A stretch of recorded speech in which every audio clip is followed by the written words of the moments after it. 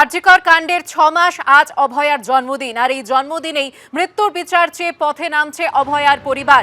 তারা অঙ্গীকারবদ্ধ হয়েছেন যে মৃত্যুর বিচার না পাওয়া পর্যন্ত তাদের এই লড়াই চলবে।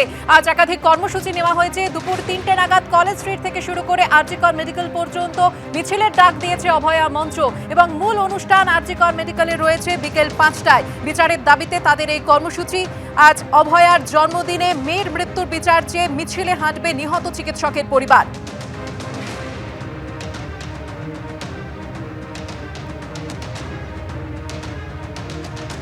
ইতিমধ্যে পানিহাটিতে মিছিল শুরু হয়েছে বিচারের দাবিতে, সেই ছবি আপনাদের দেখাচ্ছি।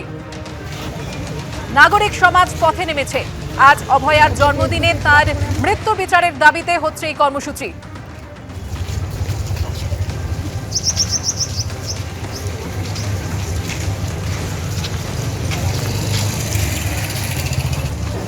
বিভিন্ন জায়গায় মিছিল হবে এবং আমরা কলেজ স্কোয়ার থেকে শ্যামবাজার আরজিকর যে মিছিল আছে ওখানে যোগ দেবো, কিন্তু আমরা শ্যামবাজার পর্যন্তই আসবো, আরজিকর পর্যন্ত যাবো না আমরা।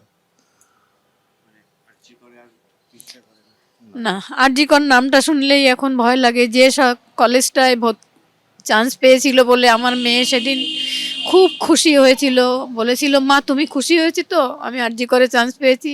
সেদিন আমি ওর বাবাও খুব খুশি হয়েছিলাম। এখন মনে হয় যেন আরজিকরে যদি ভর্তি না করতাম হয়তো আমার মেয়েটা বেঁচে থাকতো। এখন মনে হয় ওই আরজিকর ঘাতক আরজিকর। এখন মনে হয় আমার মেয়েটা যদি ওখানে না ভর্তি করতাম খুবই ভালো হতো। হয়তো আমার মেয়েটা কল্যাণীতেও ভর্তি করে দিয়েছিলাম, গাইনিতে, কিন্তু ওর গাইনিটা ভালো পছন্দ ছিল না, সেই জন্য আবার এখানে করেছিলাম। আমরা থার্ড কাউন্সেলিং পর্যন্ত যাইনি, হয়তো অন্য জায়গায় পেতাম। আমরা জানতাম না যে আরজি করে। জন্মদিনের দিন আপনাদের শপথ যে এই লড়াই আরো দূর পর্যন্ত চলবে। আমাদের শপথ, আন্দোলন যত দিন চালাতে হয় চালাবো, কিন্তু বিচার আমরা ছিনিয়ে আনবো।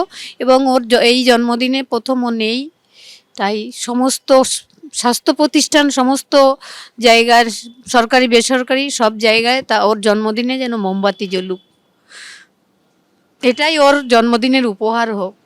জন্মদিনের দিন ও তো বাইরে কখনো থাকতো না, মানে বাড়িতে তো আসতোই আর কি। বাড়িতে রাত্রে থাকতোই, বাড়িতে দিনের বেলা বাড়িতে থাকতো না, কিন্তু রাতে বাড়িতে আসতো। এই একটা জন্মদিন যেদিন ও বাড়ি থাকবে না। এই একটা দিন কেন, এরপরে যতদিনই আমরা বেঁচে থাকবো যতবারই জন্মদিন আসবে ও ছাড়াই আমাদের কাটাতে হবে। ও আর তো কোনোদিনই ফিরে আসবে না আমাদের কাছে। এবং সেদিন যেদিন ও বাড়ি থেকে ডিউটি বেরিয়েছিল সেদিনও তো ভাবেনি, সেদিন ওর বাবার সঙ্গে দেখাই হয়নি সারাদিন। সেদিন তো ও ভাবতে পারেনি যে মা বাপির সঙ্গে আর দেখা হবে না। সেদিন কত কষ্ট পেয়েছে, যন্ত্রণায় হয়তো কত মা বাপি করে কেঁদেছে। আমরা তো কিছুই করতে পারিনি ওর জন্য।